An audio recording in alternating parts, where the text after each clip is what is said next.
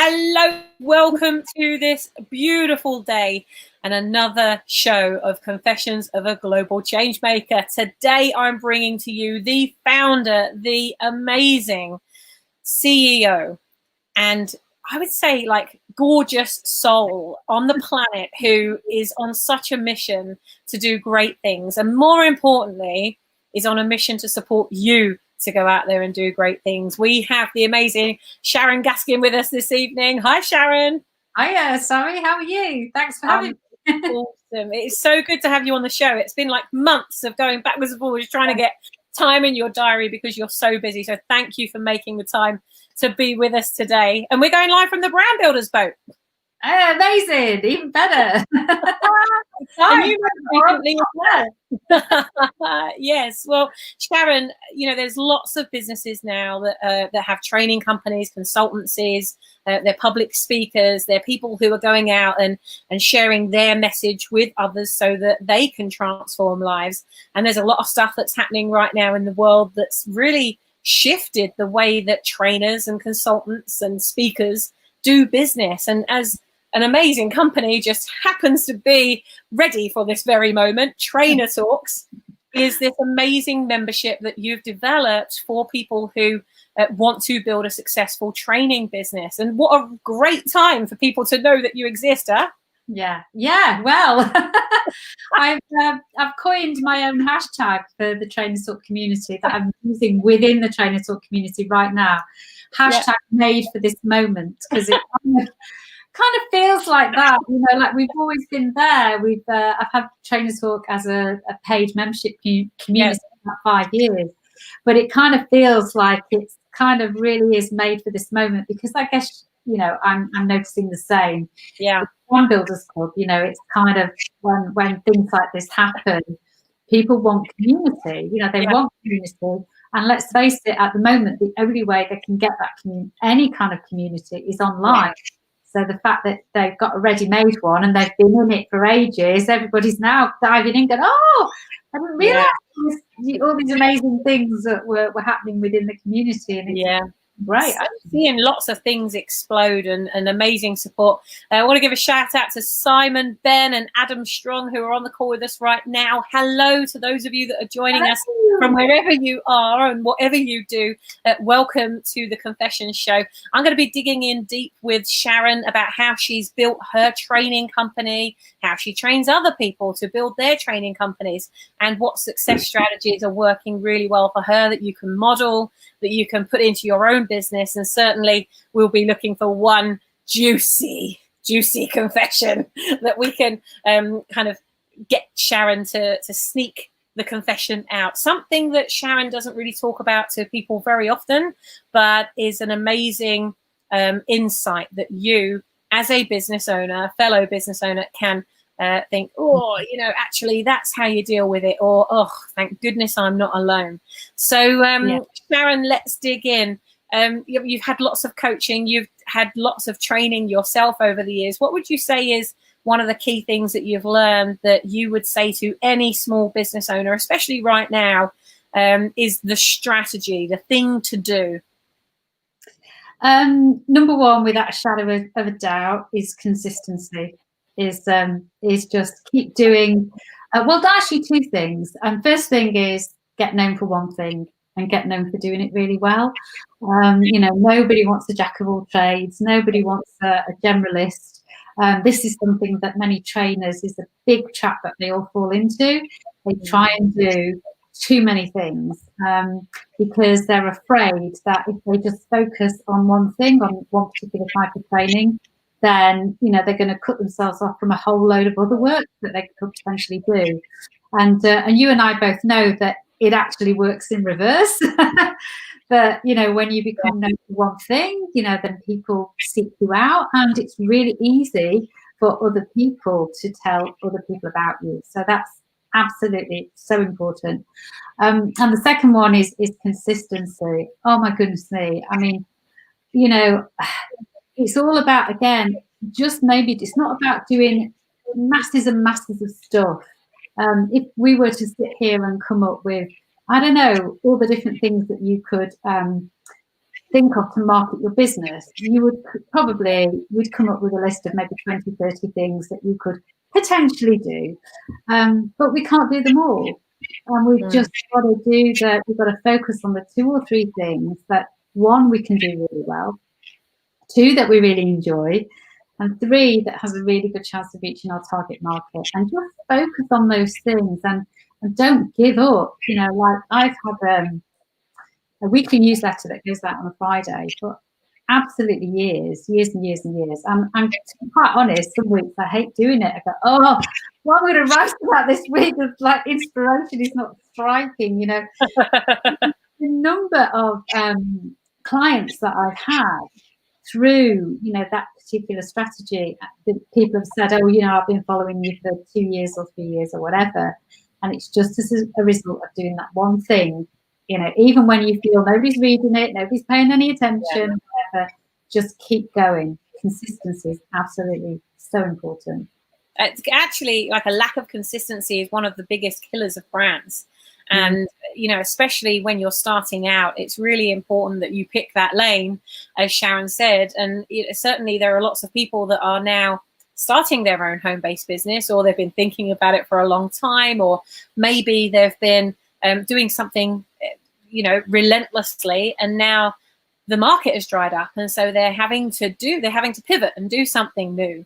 And in doing that, there can be some reactionary decisions that get made. And of course, that then destroys your brand rather than builds it. Mm-hmm. So it's a really important piece of advice, really, that Sharon's just given you there. How are you pivoting in your business? I'd love to know how you guys and girls are doing that. Is your industry the same as it was? Is everything the same as usual? You'll not notice anything? Or have things changed? Are you finding it more difficult to reach those customers? Or have customers' demands changed as a result of what's happened? I've seen some amazing pivots of especially product makers where, they've been making something and then now they've turned it into making, the face masks, or, they've really pivoted to be able to supply a demand to what customers need right now. Hey, Donnie, it's great to see you. Oh, Donnie, how are you? The learning cycle, absolutely. That's so good, Donnie, that I'm going to stick that on the screen right now. Sharon, out of all the things you've done and the massive business that you've built, what would be one really ugly experience that you've learned on your way up that you would say to any business now, please don't go through that? You don't have to. I kind of... I think I probably would never say, please don't go through that, because I think, it's a cliche and all the rest of it, but you do learn from the things that don't work, and probably the biggest thing for me was my membership community and how it came about, because I was like slogging away for years. And Trainer Talk started live in 2010, and it started as a one-day event, Trainer Talk Live. And in those days, I didn't even do it. I probably only did it once a year, or maybe a couple of times a year. And then it morphed into 4 times a year, because people were kind of really enjoying it and trainers were coming together, etc.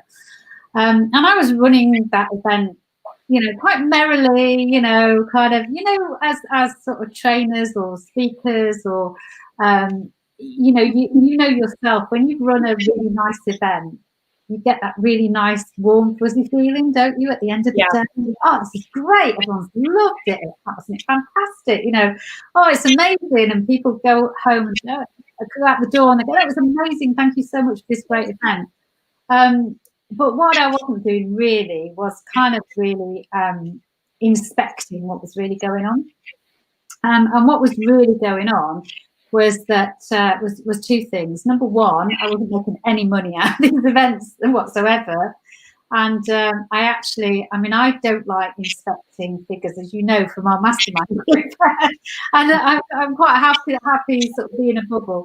And but at the end of this particular year, I think it was 2015, I thought, you know what, I'm just going to have to do this. So I kind of I peered under the blanket and inspected what was going on.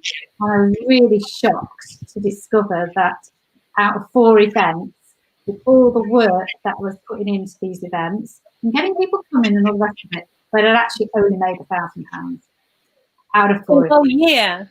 Yeah, for 1 year. So I just thought, okay, this is not good. And the other thing that wasn't really right was that I had, and still do, with Trainer Talk, had a real vision for Trainer Talk being a community and it being a really safe space where trainers could come together and share their challenges with other people who totally got it, really understood, where they were coming, where everybody was coming from. And that wasn't happening. And the reason why it wasn't happening was that people they were coming to the events, but they weren't necessarily coming back. Not because they didn't enjoy the day, quite clearly they did, but trainers being trainers, and they're very kind of, oh, well, I'll kind of pencil that in my diary and I kind of will go if I haven't got anything else to do, or what I won't commit to it because work might come up on that day. So there was a lot of this going on. And because of that, I realized that you can't create a community without commitment. And you just can't, because it's the commitment from people. It's the coming back again and again. It's the showing up regularly. That's where the relationships are built.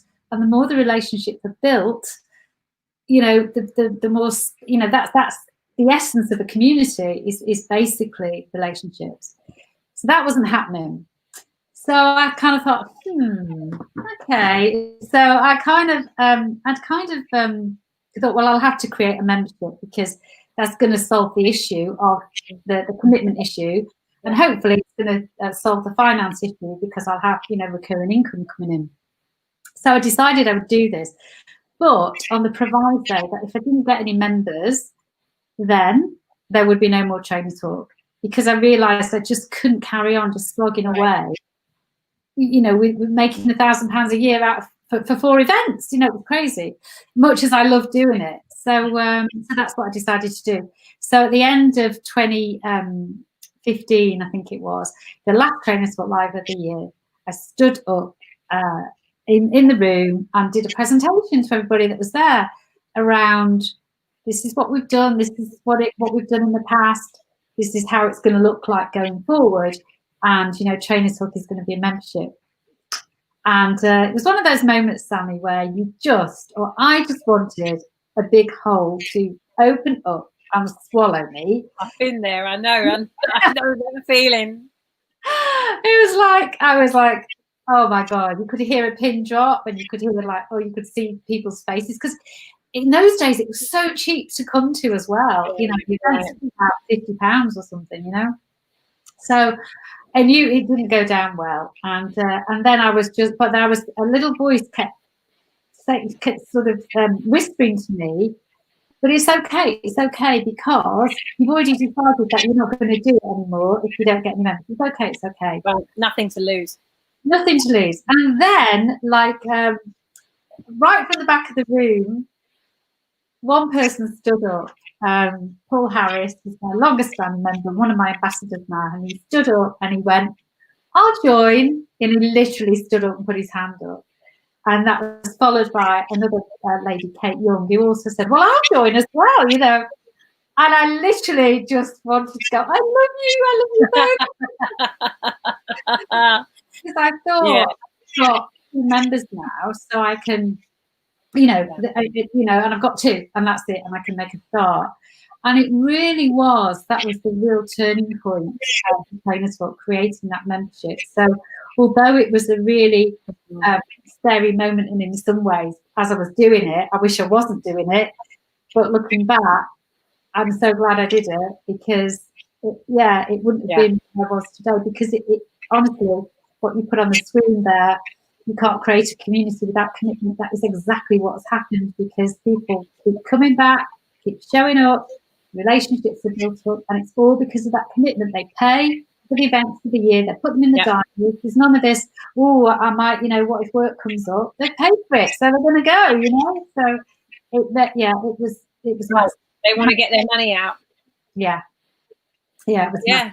Some big lessons there, some enormous lessons there.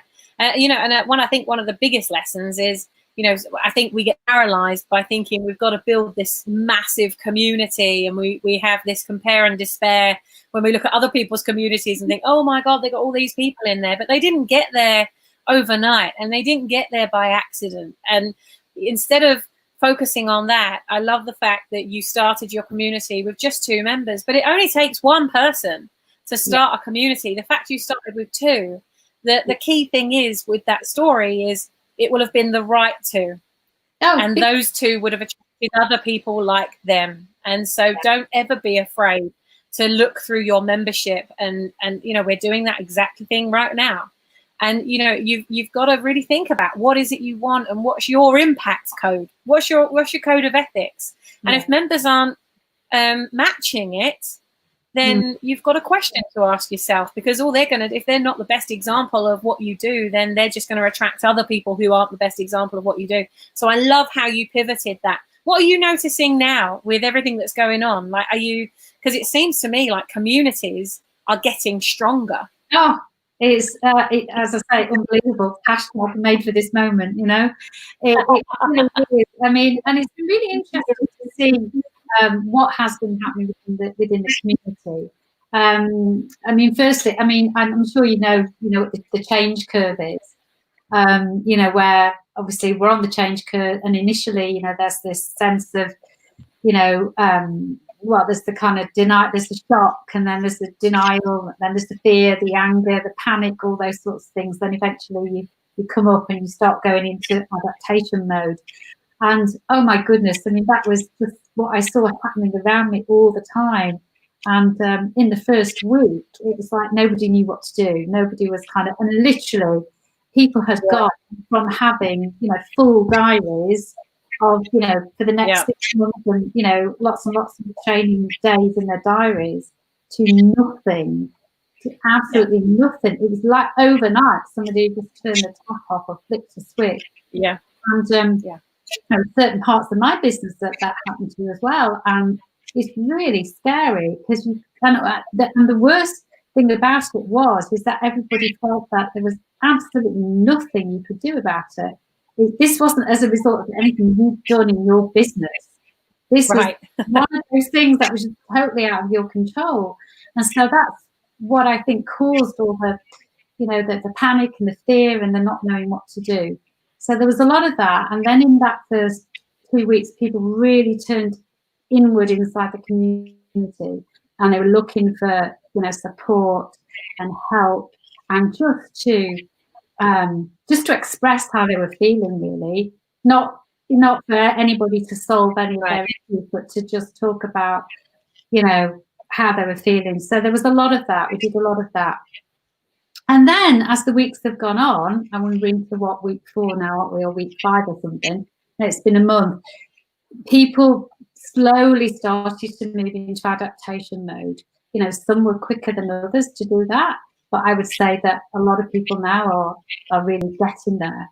And what's really interesting, what's been happening in the wider sort of training industry, marketplace, if you like, there seems to be sort of like 3 categories of organisations. So the first category would be the larger organisation, like, my husband, he works with Zurich, so, they were able to immediately switch everybody into working from home, switch everybody to virtual delivery, really easily, because they've got the resources to do that. Yeah. So those trainers who were kind of working with those sorts of companies, they were absolutely fine, because nothing happened. They were just able to carry on. There was a sort of second category of company who were in shock as well. So like the smaller organisation, maybe, or somebody who had maybe an L&D manager or an HR manager on their own, just working from home, and kind of going, well, what the hell do I do now? Like training plans are now up in smoke. So, and that was interesting, because what became apparent pretty quickly was that the trainers who had clients for who they fell into that category, I was encouraging them to go and talk to those people and say, look, I'm here for you. What do you need? Yeah. And it was really interesting, because a few conversations, people within the community with those types of organisations, these organisations didn't even know that trainer was able to offer them anything virtually. They were kind of like, ex-trainer would say, well, do you want me to run that as a virtual? And they were like, do you do that? Really? Yeah. It just opens up a whole new element of career, doesn't it? Yeah, so they are, slowly having conversations and getting work, and then unfortunately there's also a third category of organisation for whom they're going, not going to do it online, can't get my head around it, don't want to spend or whatever, but we will pick it up again when all this is over. So a lot of those gigs, if you like, have been postponed.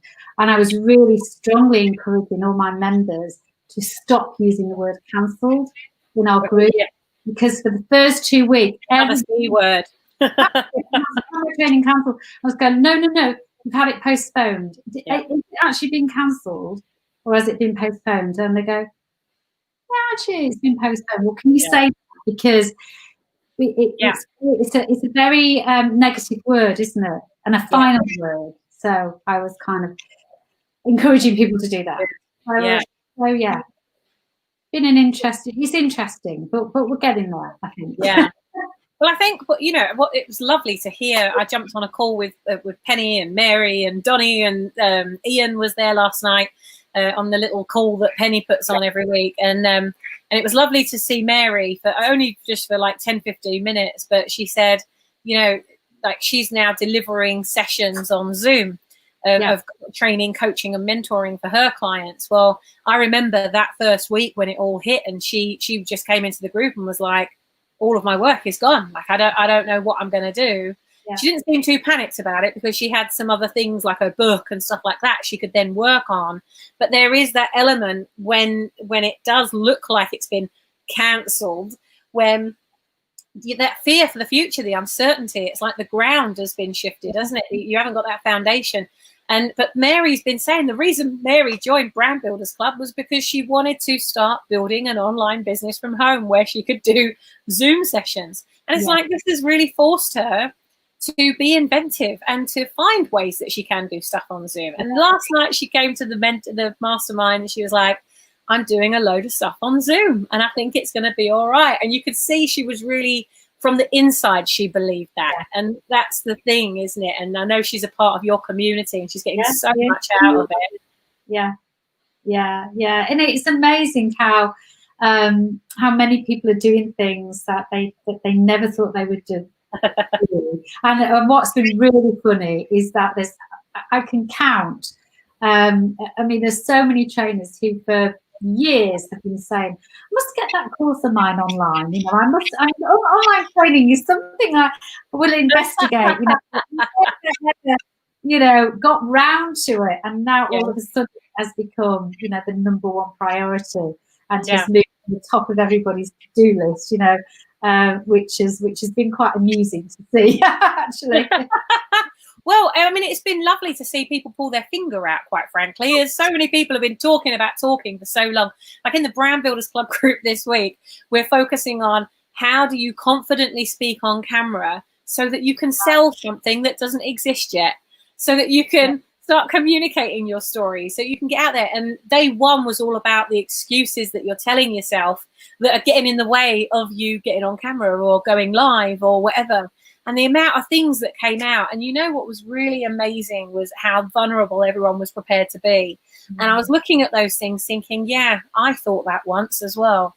And isn't it wonderful how like Andrew Priestley, very dear friend of mine, he was my coach, he supported me to turn my business. I totally had to pivot when my ex-business partner left and I wasn't sure how to continue growing a global business on my own. And he was amazing. And one of the things I was talking about him last night about something else he said, actually. He's been very fundamental in my growth. One of the things that he was always saying to me was, Sammy, just get good at it and normalize it, right? And so you don't have to be confident in it. You don't even have to like it. But if you normalize it, then it doesn't feel so bad. And so, going live to me, it's just a normal thing now. I've totally normalized it. And I've got a thing through a TV channel that wants me to do a program, and they wanted me. They'd seen me because I do so much video. They'd seen me already, so they knew what kind of presenter I was. They know who I am, and that's the great thing about showing up and visibility, no matter what it is.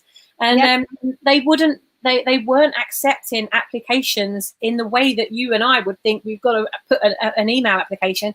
The application had to be done by video.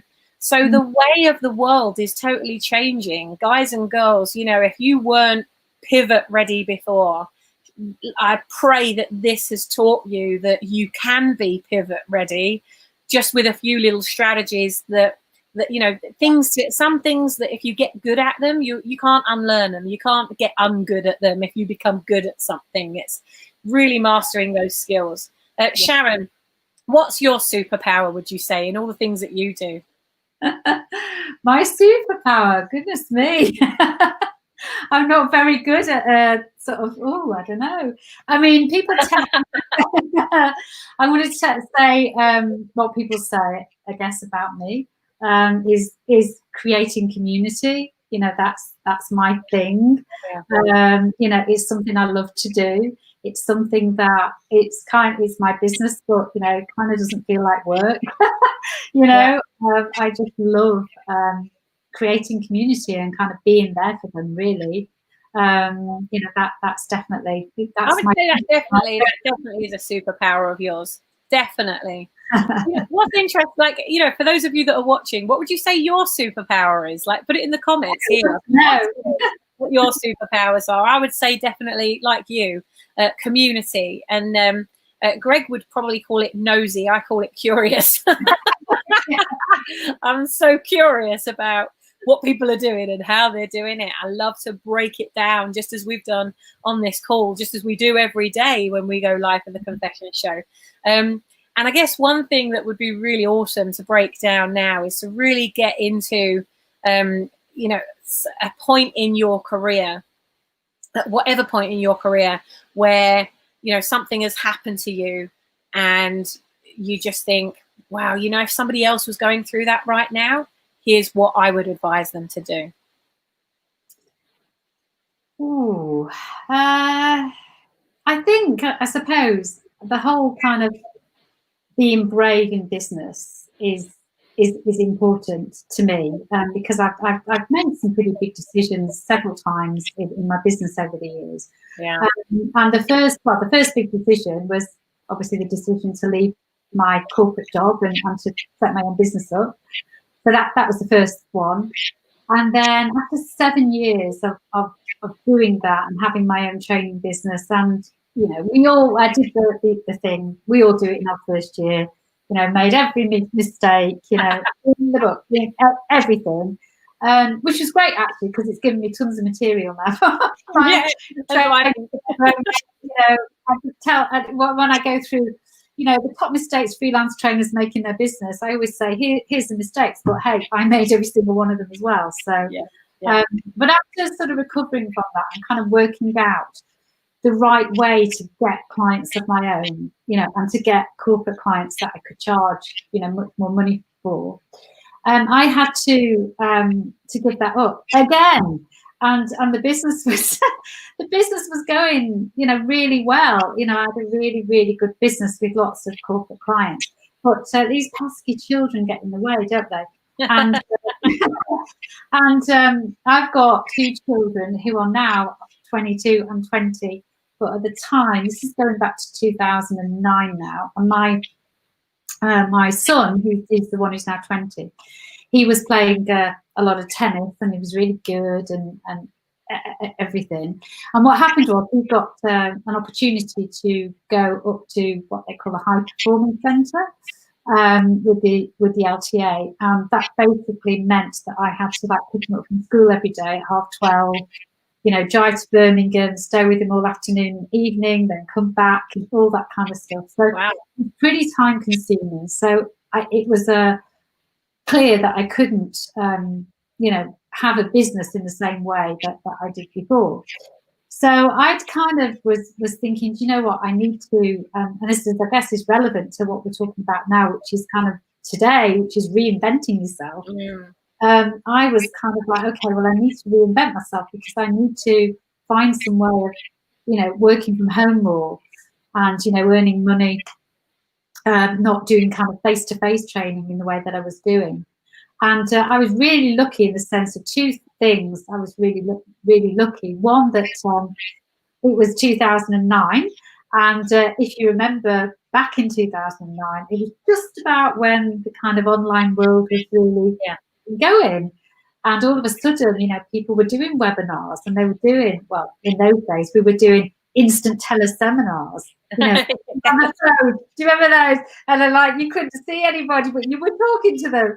But I think anyone that has been through that process loves webinars now. But if people haven't been through that, then you're just like, you don't know you've been born. The fact that you've got this webinar technology.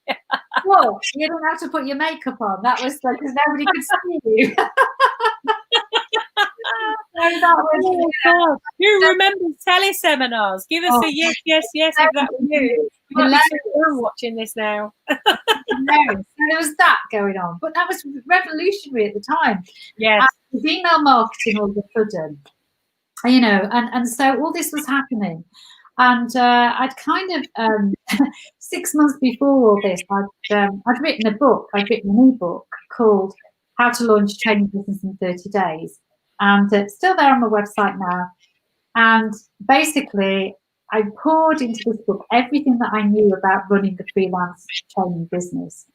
And then I stuck it up on this one-page website and just left it. Because in my heart of hearts, I didn't think anybody would pay for it.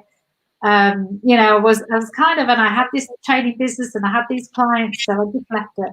So when I was kicking around for reinventing myself, I went back to that one-page website and I thought, I've got this thing here, and it's all about helping trainers with their businesses and with their marketing, and maybe I could do something with that. And so that's what I did. And this goes back to the bravery in business. Sometimes I think brave, and sometimes I think bonkers. I just without thinking. And so I thought, right, get rid of that. I need to get rid of my training business, close it down, get rid of it. I literally gave all this work away to other people who were very happy, because I knew I couldn't focus on two things at once. And then it invented the name of the Trainers Training Company, just what it says on the tin, and got going, and then literally poured everything then into the Trainers Training Company, doing things online, teleseminars, workshops, all those sorts of things, building my mailing list, and then it all started happening from there. But it was really as a result of that one decision. I had to do something different because of my family situation. And so I think that's the original question. The one thing that I would urge everybody to do is to be brave in business, because I'm very much a person of, as I say, some would say brave, some would say bonkers. I'm very much, okay, well, don't sit around complaining about it. Try it. If it doesn't work, at least you know you tried, And I'd rather do that than not try at all. What I love about that story is the asset that you were sat on, that you were just like, no one's going to buy that. They're not going to need that. It's only got my entire freaking blueprint for how to run a successful business. No one's going to get that. And off you go, you carry on with all this stuff, and then you go back to it and realize what an asset it is. I just encourage all of you at home right now watching this, or wherever you're watching it from, probably home, is to really think, like, are you sitting on your assets? Are you sitting on amazing stuff you've already created, or things that are half finished or almost finished, or even started, that with a little bit of time and attention, we think it's going to take us years or months or something. Actually, within 2 days, you could probably have it complete and out there changing lives. So isn't that funny how we're sat on all of this amazing, juicy goodness that could change someone else's life, and they will pay you for that change?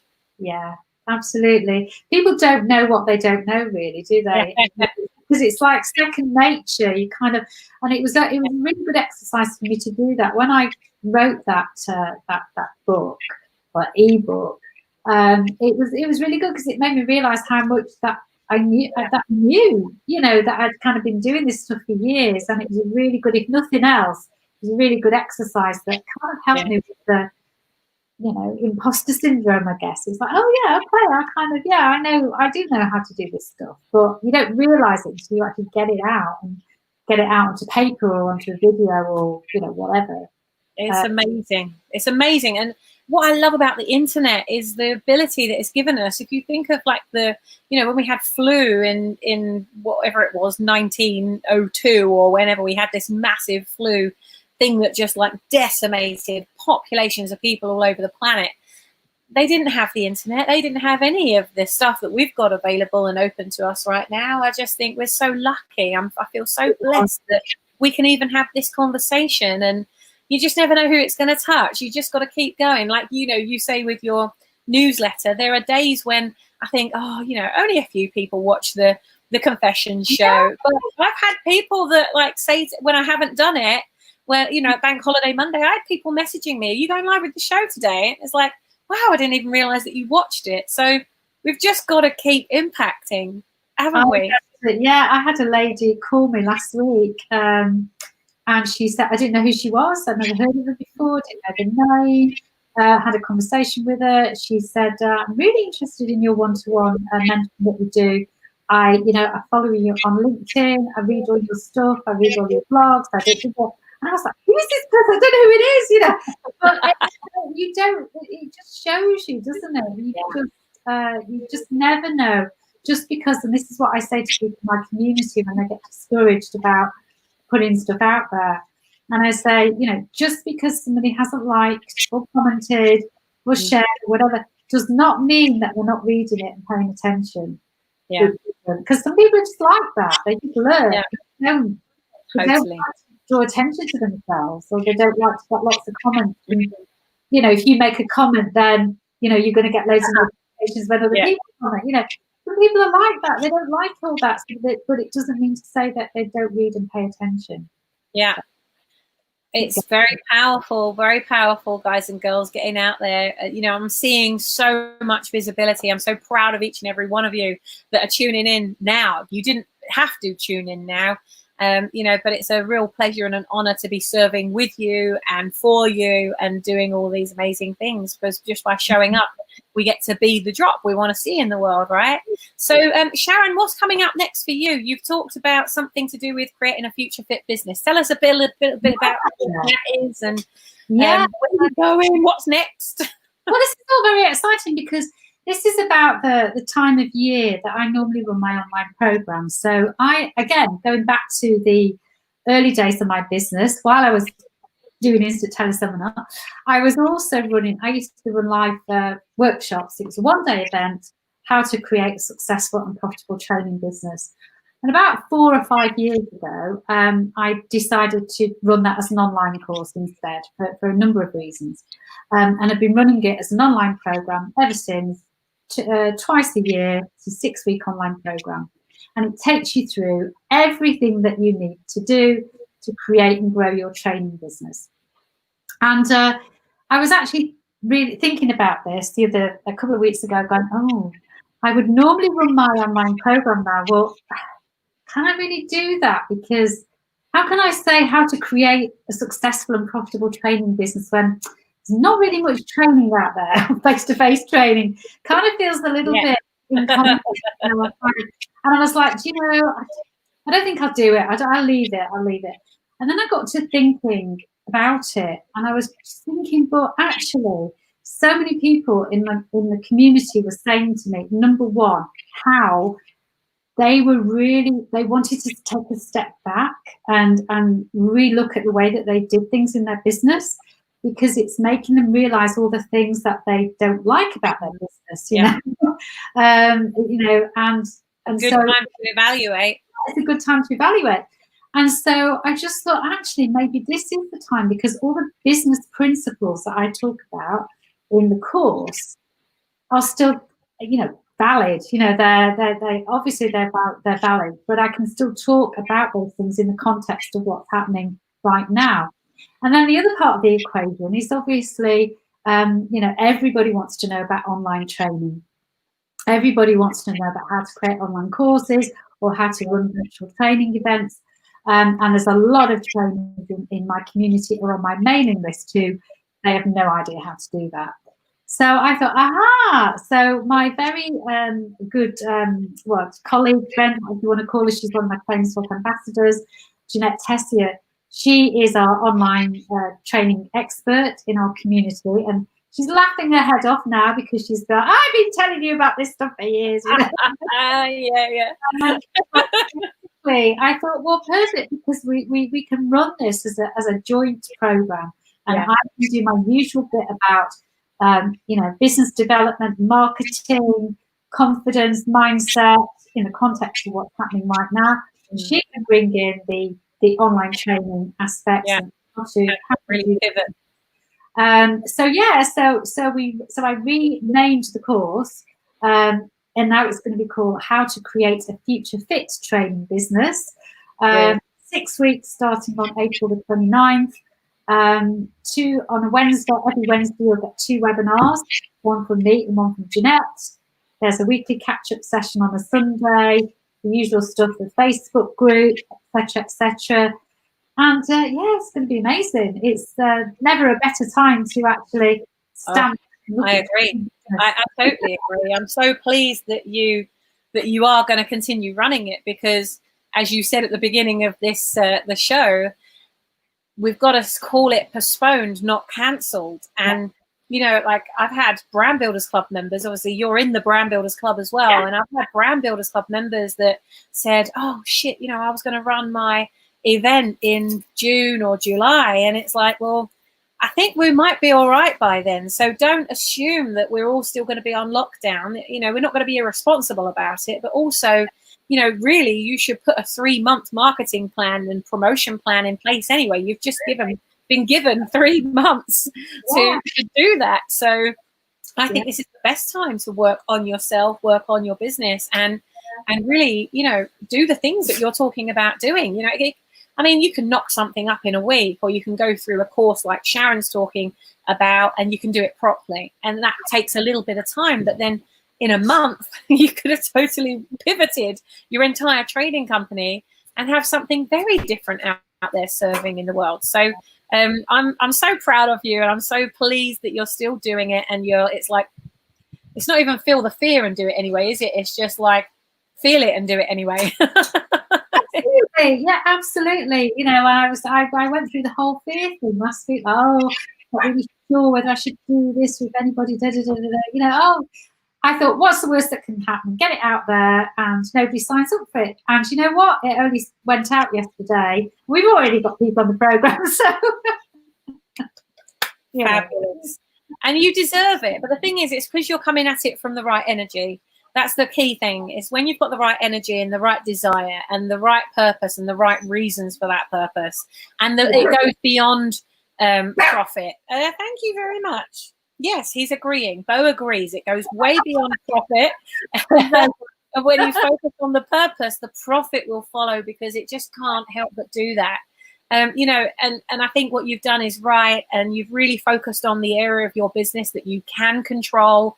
And for those of you that are watching that want to find out more, I've put the link up on the screen, and I'll go and copy and paste it properly into the comments. So if you want, you can click on it or just connect with Sharon. Let me put Sharon's name up there as well. So you can Google Trainer Talk, you can Google Sharon Gaskin, go and connect with Sharon, find out more about it. And if you know a company, a friend, a contact, somebody who is looking for trainers to support with them online, it's highly likely Sharon is going to have somebody in her network that can provide that training. Or if you are indeed that person and you think that you can provide training from your angle, maybe that's a certain pivot in your business that you were thinking, I was thinking of doing some training, but now the market has not closed.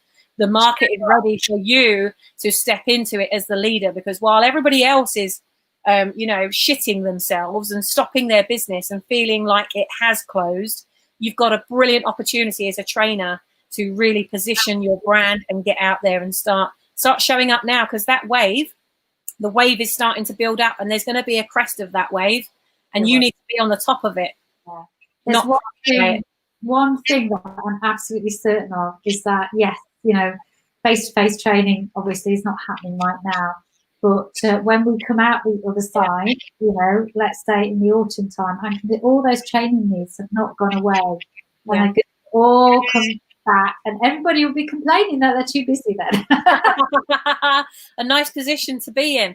Or is it? I mean, do you want to be so busy exchanging time for money when you can follow a model like Sharon, where you get to choose the jobs that you do that are face-to-face, because you've got online streams of income delivering your core message in a really valid way, and in a way that other people consume it and learn it. You know, I held on. I was almost kicking and screaming with our bloody Thinkubators. It was driving me insane. I'm thinking, we deliver these 3-hour Thinkubators where I deliver an hour of training in person, and then we do 2 hours of masterminding. And I've been going to Manchester, then flying over to Holland, then flying to London the next day, and then going to Southend or Cardiff we went to at some point as well. And we were going all over the place, right? And I was thinking, oh, I love doing this, but how can I do it? And someone said to me, why don't you do it online? And I was like, I'm not doing it online. I do loads of other stuff online. I've got a whole business online. I need the connection as well. Like, this isn't just about the people that are buying it. I love physical connection. I like to look you in the eye, give you a fucking big squeeze and go, how are you? I like to look you in the eyes. So I really resisted it. And then, you know, the world, the universe has just basically said, well, fuck it, Blindell. You've got no choice. What are you going to do about it? Yeah. And so I've pivoted that side of the business, and I've been really shocked at the reception that I've had. You know, I mean, we were all about growing a global business. And what's happened is, instead of going to the Netherlands and only the people in the Netherlands masterminding with the Netherlands, and then in Atlanta masterminding in Atlanta and Manchester, what's happening is everybody's turning up to the Thinkubators, and they're all from different parts of the world, and they're getting to meet members that they didn't realize were even in the club before. And it's so nice. And now I'm holding on to that, about how truly global it's really gone. And I think, wow, you know, sometimes we've got to stop that kicking and screaming. There's a reason it's happening. I know, and the same thing has happened with my Trainer Talk Local events as well, because obviously we've been running them. Yeah, we've got a very similar business model. Yeah, so our Trainer Talk Local, we've got 17 locations around the country with a Trainer Talk Local leader who runs each one. And and so obviously they've all been virtual, and it's really funny, exactly what you said. I have people down in London who said, oh, I think I'll go for the Edinburgh one now. Yeah, it's amazing. You know, it's actually opened up a whole world of opportunity. And whilst there is major tragedy around this, there's totally major tragedy, and I don't want to kind of gloss over it and say how amazing life is. You know, I recognize that there's some really shit, horrible things that are happening. And I also recognize that there are many people that are now coming out of the chrysalis, and they're birthing something completely new, or a part of themselves that they've now recognized is there, or someone else has recognized it in them. And it's been such an honor to watch it. Such an honor, as I'm sure you find with your members as well. Absolutely. I love talking to Sharon, because Sharon and I, we have a good chin wag, and we jump on Zoom, and it's like, what's happening? We've got such similar businesses, but doing completely different clients as such. Or the same customers, training them on different things. And it was just so funny when we ended up in the same mastermind, and our business model is pretty much the same. And it was like, do you do this? Yeah. How do you do that? Oh, I do it this way. Oh, I hadn't thought of doing it that way. And how do you do that? Oh, so I would encourage everybody, you know, find someone that you can have that natter with. And, you know, that I'm such a big advocate for collaboration instead of competition. And it just goes to prove how much you can support two people being able to support each other. And you are going to be speaking at Trainers Talk Live on June the 5th. I know. I'm very excited. Can people just connect and go to Trainers Talk Live, or do you have to be a member? Yeah, of course they can. You can come as a first timer, You can come. And obviously, you know, it's going to be virtual, which is a shame. You know, I would rather see you face to face and give you a big hug, but you can't. But anyway, amazing. We're going to make that happen later in the year. But yeah. So anybody who's watching this, come along to Trainerthought Live. How do they do that? Go to the trainer-talk web, trainer-talk.co.uk, and you'll see the event there, Trainerthought Live.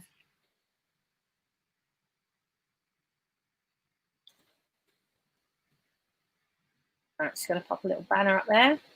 Okay, well, I think that's brilliant. Sharon, we've come to the end of our interview, and I could talk to you for absolutely ages. Thank you so much for making this time available. As I said, like, it's taken a good 2 months of going back. Finally, we made it happen. Have an amazing, amazing evening, Sharon, and may God and the universe and your angels and ancestors and everyone keep smiling on you for a free and easy path ahead, because you deserve it. Of all the people I know, you really deserve all the success that's coming your way. Thank you. Thank you for having me on the show. Really enjoyed it. Very welcome. Very, very welcome. Guys and girls, we're going to be back at 5 p.m. tomorrow. Who have we got in the hot seat tomorrow? We have the amazing Raymond Aaron. Raymond is a friend of mine of many, many years. Raymond is one of those people that I used to totally shit myself when he walked into the room. I always used to be like this, it's Raymond, oh my God, it's Raymond. And he has such a magic when he walks up on stage. Like, this guy is, you haven't seen, I mean, I've seen some presenters, but when he walks on stage, he has everybody has a magical experience. Right? Everybody's just, I mean, he's just brilliant. He's so funny. And I remember, there was a time when my arse totally puckered. I was at this event and Raymond was speaking on stage, and it was just when I was launching How to Build a Brand. So I was totally wet behind the ears, totally fresh. You know, I was in university mode. I was learning fast. I was learning hard. I was failing. I was fucking up. I was going through all of that. I had so much fear. And I remember Raymond being at this event, and I was supporting at this event. I was running. I was like just a runner at the event, helping. And I remember, like, I had this little download. Go and ask Raymond if you can interview him. I was like, no, he'll only say no. This is me in my head having this conversation, by the way. I was like, no, I'm not. No, I can't. And in the end, I was like, okay. And like, every cell of my body did not want to do it. It was like every step I took up towards him, another chunk of what I was going to say was just lost. So I was going to be a blubbering wreck by the time I got up to him. And I wasn't the confident person you see now walking up to somebody and doing that. So I go up to him and he's got this cue. And I get up to him and I said, Raymond, I'd love to interview you for my magazine, called Brand Brains Magazine. I think you're a great brand, a great representation of what we do when we're building brands. I'd love to interview you. Would you be willing to do an interview? And he said, how long is it going to take? I said, about 15 minutes. And he went, yeah, fine, I can do that, no problem. And he calls his secretary lady that was over with him. He said, I'm just going to go with Sammy, I'm just going to be with Sammy. And I'm like, fucking hell, he wants to do it now. Oh my God, no, I am not ready. And so I'm like, all of a sudden I go into absolute panic mode because I've got my phone and I'm like, have I got enough charge on my phone? Have I got enough space on my phone? I had this iPhone 4S that had hardly any memory on it. So I'm just in my shit myself mode. And anyway, we go off into this other little room. And I interview him, and I think the interview ended up being 45 minutes long because he was on such a roll, and we just connected so much, and he was just such a dear soul, and he's just amazing. Anyway, he's got this incredible event that's coming up with many of the people that featured on The Secret.